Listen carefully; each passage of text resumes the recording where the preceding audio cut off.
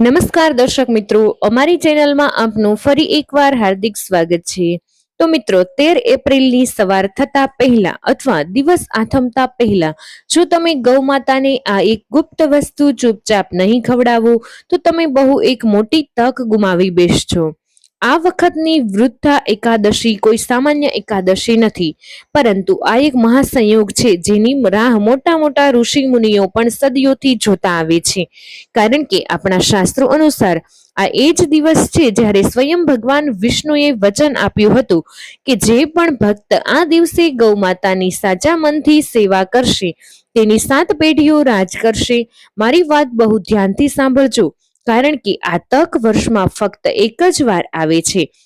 અને જો આ વખતે તમે ચૂકી ગયા તો કદાચ તમારે આખી જિંદગી પસ્તાવવું પડી શકે છે. આજના આ વિશેષ વિડીયોમાં તમને એક ગુપ્ત વસ્તુ જણાવવા જઈ રહ્યા છીએ જે તમારે ગૌ માતાને ખવડાવવાની છે. પણ યાદ રાખજો, શરત માત્ર એટલી છે કે આ કામ બિલકુલ ચૂપચાપ થવું જોઈએ, કોઈના ટોક્યા વગર, કોઈના જોયા વગર. આખરે તે કઈ વસ્તુ છે અને કેમ વરુથીની એકાદશી પર તેનું આટલું મહત્વ છે, આ જાણવા માટે અંત સુધી બન્યા રહેજો. અધૂરું જ્ઞાન હંમેશા ઘાતક હોય છે. તમે ઈચ્છતા હોય કે ભૂલ કરો તો સાથે જ આ વિડીયોને સાચી શ્રદ્ધાથી એક લાઈક કરી દેજો. ચેનલમાં પહેલી વાર આવ્યા હોય તો ચેનલને જરૂરથી સબસ્ક્રાઇબ કરી દેજો. કમેન્ટ બોક્સમાં જય માં લક્ષ્મી અને જય ગૌ માતા અવશ્ય લખી દેજો. તો મિત્રો, ફાગણ મહિનાના વદ પક્ષની એકાદશીને વરુથીની એકાદશી કહેવામાં આવે છે. આ એક પવિત્ર દિવસ છે જેને પુરાણોમાં ધરતીનું અમૃત સમાન પુણ્ય આપનાર દિવસ કહેવામાં આવ્યો છે. કહેવાય છે કે આ દિવસે ભગવાન વિષ્ણુના વરાહ અવતારની પૂજાનું પણ વિશેષ મહત્વ છે. આ વિશેષ દિવસે જો ગૌ માતાના મુખમાં તે એક ગુપ્ત વસ્તુ નાખી દો છો તો તમારા ઘરમાંથી દરિદ્રતા અને કંગાળી એવી રીતે ભાગશે જેમ સૂરજને જોઈ ગાઢ અંધકાર ભાગે છે. પરંતુ સવાલ એ ઉઠે છે કે આખરે ગૌ માતા જ કેમ, કોઈ બીજું પક્ષી કેમ નહીં?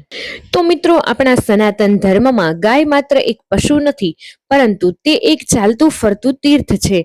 કહેવાય છે કે ગાયના શરીરમાં 33 કોટી દેવી દેવતાઓનો વાસ હોય છે.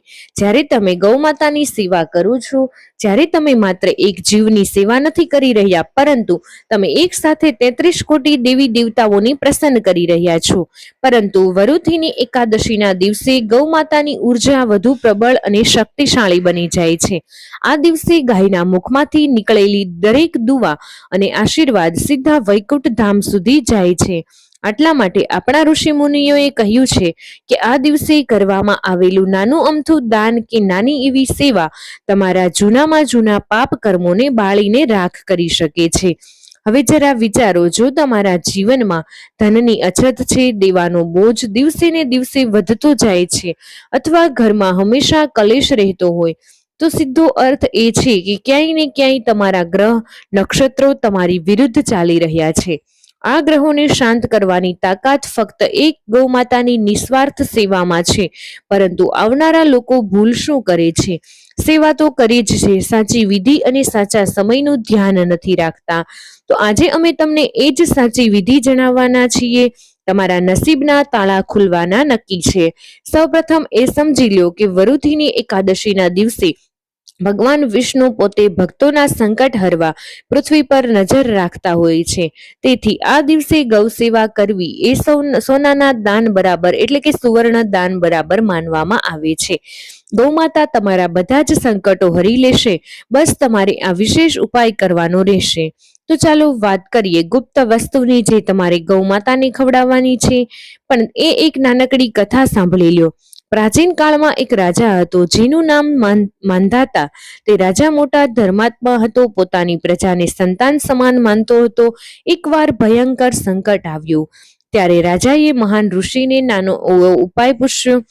વરુથીની એકાદશીનું વ્રત રાખવા અને ગૌ માતાની સેવા કરવાનું સૂચન કર્યું.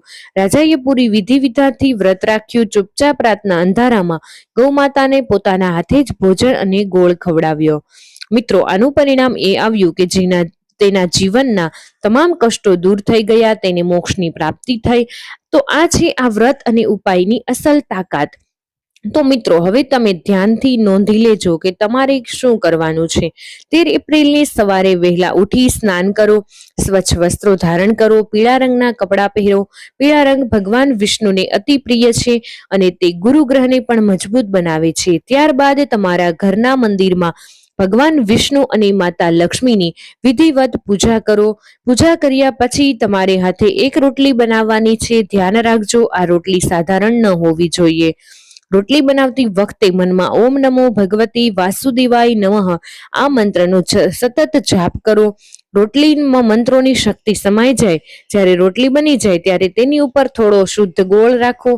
એક ગુપ્ત વસ્તુ કાળા તલ રાખો. તમારી પાસે તલ ન હોય તો થોડી સાકર પણ વાપરી શકો છો. રોટલીને તમારા બંને હાથમાં લઈ ભગવાનને પ્રાર્થના કરો, હે પ્રભુ, મારા ઘરમાં તમામ સંકટો દૂર કરો, મારા માથેથી દેવાનો બોજ હટાવો, મારા પરિવાર પર તમારી કૃપા બનાવી રાખો.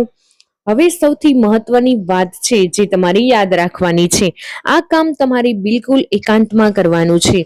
જ્યારે તમે આ રોટલી લઈને ઘરથી નીકળો ત્યારે કોઈની સાથે વાત ન કરો, મૌન વ્રત ધારણ કરો. રસ્તામાં જો કોઈ મળી જાય તો ઓળખીતું દેખાય તો તેને અવગણી દો. પૂરેપૂરું ધ્યાન કરી બસ ગૌમાતા પર જ હોવું જોઈએ. તેની પાસે જાઓ, સૌથી પહેલા પ્રણામ કરી પછી પ્રેમથી તે રોટલી જેમાં ગોળ અને ગુપ્ત વસ્તુ છુપાયેલી છે તે ખવડાવી દો. ગૌમાતા તે રોટલી ખાઈ રહી છે ત્યારે ગળાની નીચે લટકતી ચામડી હોય તેને ગલકંબલ કહેવામાં આવે છે, જેને તમારા જમણા હાથથી ધીરે ધીરે પંપાળો. મનહી મન તમારી મનોકામના કયો. પછી તે ધનની હોય કે સ્વાસ્થ્યની હોય કે લગ્નની હોય. માનવામાં આવે છે કે ગૌમાતાના ગલકમલના સાક્ષાત બ્રહ્માજીનો વાસ હોય છે. ત્યાં સ્પર્શ કરવાથી તમારા નસીબની સુતેલી રેખા જાગી જાય છે. પણ તમારે મિત્રો આ ઉપાયમાં એક બીજી સાવધાની રાખવાની છે, તે બહુ જરૂરી છે. આવનારા લોકો ભૂલ કરે છે, તેઓ રોટલી તરત જ ત્યાંથી પાછા હાલ્યા જાય છે. તો મિત્રો રોટલી ખવડાવ્યા પછી ઓછામાં ઓછી 5 મિનિટ ત્યાં ઊભા રહો, ગૌમાતાને નિહાળો. ગૌમાતા રોટલી ખાધા પછી પોતાની જીભથી પોતાના નાકને ચાટી લે અથવા જોરથી ભાંભરે અવાજ કરે તો સમજી લ્યો કે તમારી પૂજા સ્વીકારાઈ ગઈ છે. આ એક અત્યંત શુભ સંકેત છે. સાક્ષાત ઈશ્વરે તમારી પોકાર સાંભળી લીધી છે. હવે તમારા સારા દિવસો શરૂ થવાના છે. તો મિત્રો કેટલાય લોકો પૂછશે કે શહેરમાં રહીએ છીએ, ફ્લેટમાં રહીએ છીએ, આસપાસ ગાય નથી મળતી. તો મિત્રો એક ચોડ છે જે આપણા શાસ્ત્રો દરેક સમસ્યાનું સમાધાન છે. સાક્ષાત ગાય ન મળે તો કોઈ ગૌશાળા જઈ લીલું ઘાસ કે ચારો દાન કરી શકો છો. ગાયના નામના પૈસા ગુલ્લામાં નાખી રાખો. જ્યારે મોકો મળે તો ગૌસેવામાં લગાવી દો. કોશિશ એ જ કરો કે વરુથીની એકાદશીના દિવસે કોઈ દેશી ગાયને જ આ રોટલી ખવડાવવામાં આવે, કારણ કે દેશી ગાયમાં જ સૂર્યકેતુ નાળી હોય છે જે બ્રહ્માંડની ઉર્જાને ખેંચી તમારા સુધી પહોંચાડે છે. તો મિત્રો આ જર્સી કે વિદેશી નસલી ગાયમાં આ નાળી નથી હોતી. જેને તમે ખવડાવો એટલો લાભ નહીં મળે જેટલો દેશી ગાયને ખવડાવવાથી મળે છે. તો મિત્રો આ વિડીયો પસંદ આવ્યો હોય તો વિડીયોને લાઈક કરી દેજો. તમારા બધા જ મિત્રો સાથે વિડીયોને શેર કરી અમારી ચેનલને સબસ્ક્રાઇબ કરવાનું ભૂલશો નહીં. કમેન્ટ બોક્સમાં જય માં લક્ષ્મી અવશ્ય લખી દેજો. વિડીયોને લાઈક કરી દેજો.